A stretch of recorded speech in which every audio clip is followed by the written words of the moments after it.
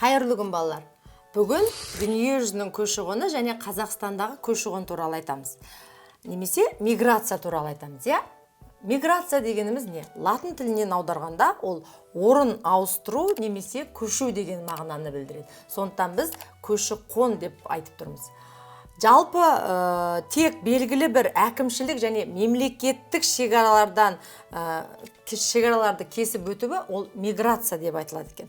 Жалпы көші-қонды немесе миграцияны біз былай бөлеміз екен. Миграция, яғни ол сыртқы және ішкі болып бөлінеді екен. Сыртқы миграция дегеніміз не? Ол континент аралық немесе мемлекет аралық болса, біз оны сыртқы көші-қон деп айтамыз. Ал ішкі көші-қон дегеніміз бұл мемлекет ішінде, яғни аймақтан аймаққа немесе ауылдық елді мекендерден орын ауыстыруды ішкі көші-қон деп атаймыз екен. Ал енді сол көшіп жүретін адамдарды біз мигранттар деп атаймыз екен. Ал енді сыртқы миграцияның біз өзін екіге бөліп қарастырсақ болады екен. Яғни бірінші ол эмигранттар және иммигранттар. Ал енді бұның анықтамасы қалай? Яғни тұрғылықты жерінен басқа бір мемлекетке тұрақты түрде көшіп кетуін бұл эмигранттар дейміз, яғни көшіп кетеді. Ал иммигранттар дегеніміз керісінше көшіп келуді айтамыз. Яғни басқа елге, басқа бір мемлекеттен көшіп келсе, ол иммигрант екен. Ал бұны сыртқы миграция деп атаймыз екен.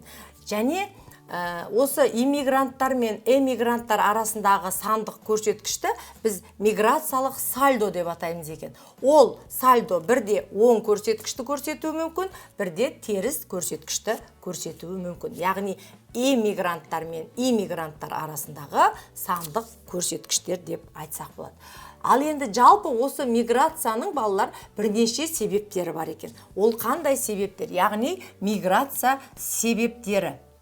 Не үшін халық көшіп қонады деген сұраққа жауап берейік. Яғни оның бірінші себебі діни. Діни себептермен көші-қон жасайды екен. Біз оны екінші дүниежүзілік соғыс кезіндегі жаңағы ислам дініне сенетіндердің Пәкістанға, ал индуизм дініне сенетіндердің Үндістанға көшкені туралы мысал қылып айтуға болады. Екінші саяси, яғни әртүрлі саяси босқындардың пайда болуы дейді.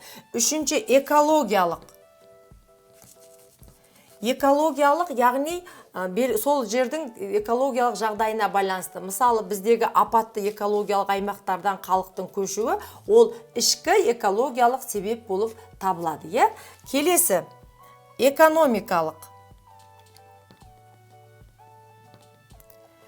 Экономикалық миграция себебі балалар, әсіресе бұл еңбек ақының аздығына байланысты, жұмыссыздыққа байланысты экономикалық көшу бар екен. Және соңғысы бұл ұлттық болып табылады.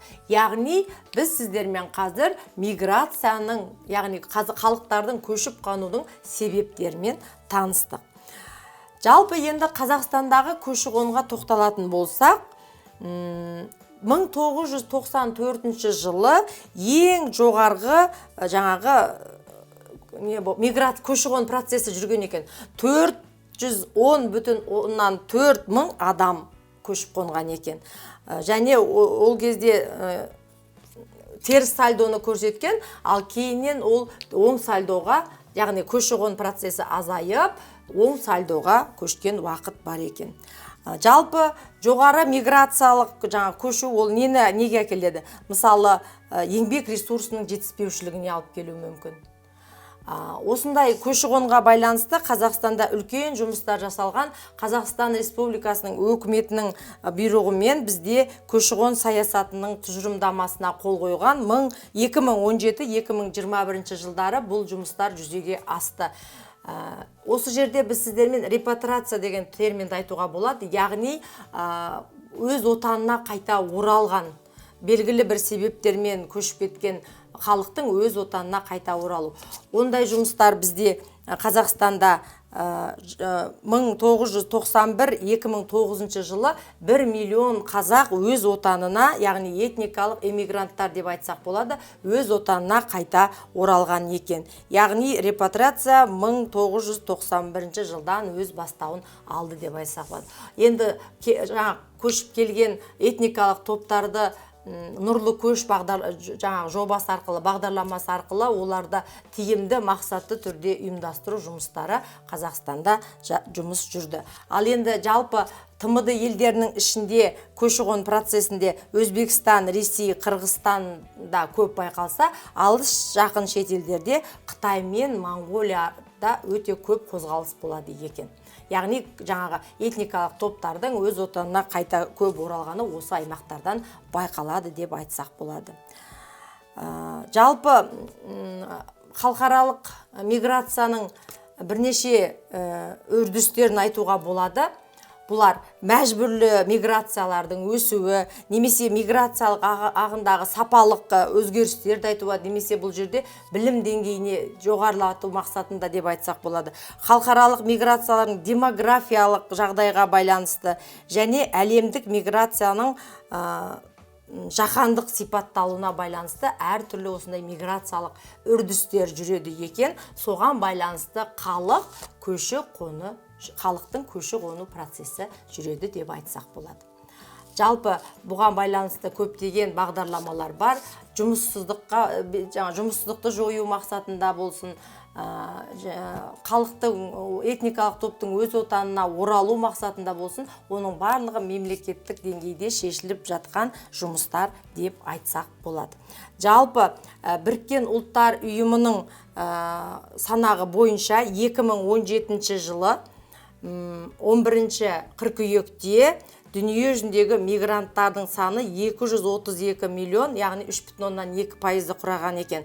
Және миграциялық дәліздер дейді, өте көп қоныс аударатын аймақтар бар екен. Олар Мексика мен ақш 13 миллион көші-қон жүреді адамдардың, және Ресей мен Украинаның арасында 3,5 миллион, және Украина Ресей арасында 2,9, және Қазақстан мен Ресей арасында 2,5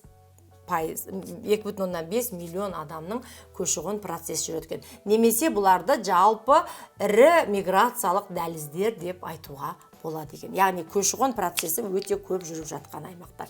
Бұл сыртқы миграцияға байланысты. Ал ішкі миграцияны біз жаңа айттық, ол ауданнан жаңағы аймақтық немесе елді мекендер арасындағы ішкі мемлекет ішіндегі көші-қонды біз ішкі көші-қон деп айттық.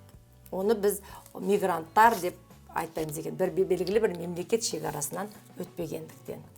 Не балалар, бүгін жалпы дүние жүзіндегі миграция мен Қазақстандағы миграцияны салыстырмалы түрде қарастырдық.